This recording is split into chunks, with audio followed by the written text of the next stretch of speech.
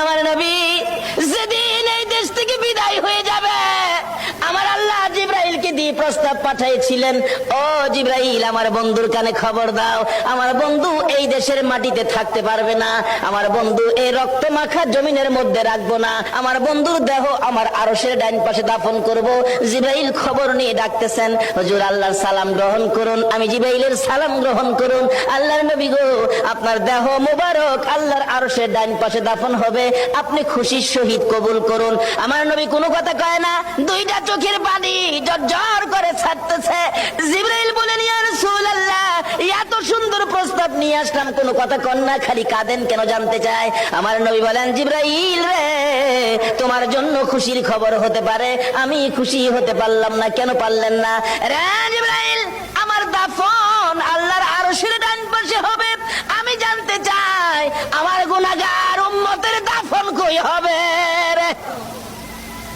জিব্রাইল বলেন, আপনার উম্মতের দাফন এই জমিনের মধ্যে হবে। আমার নবীর কান্না আরো বেড়ে গেছে। জিব্রাইল,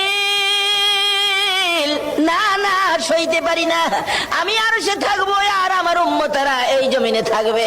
আমার মন মানে না, প্রস্তাব আমি রাখবো না। আমার পক্ষ থেকে একটা প্রস্তাব আমার প্রভুর দরবারে তুলে ধরো।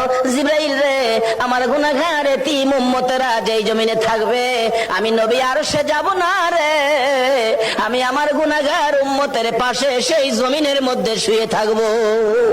আরে দয়ালো নবী, প্রেমের ছবি আর আসবে না জগতে, আমার দয়ালো নবী, প্রেমের ছবি আর আসবে না। হাসর দিনে উম্মত বিনে, হাসর দিনে উম্মত বিনে যাবে না নবীজি বেহেশতে।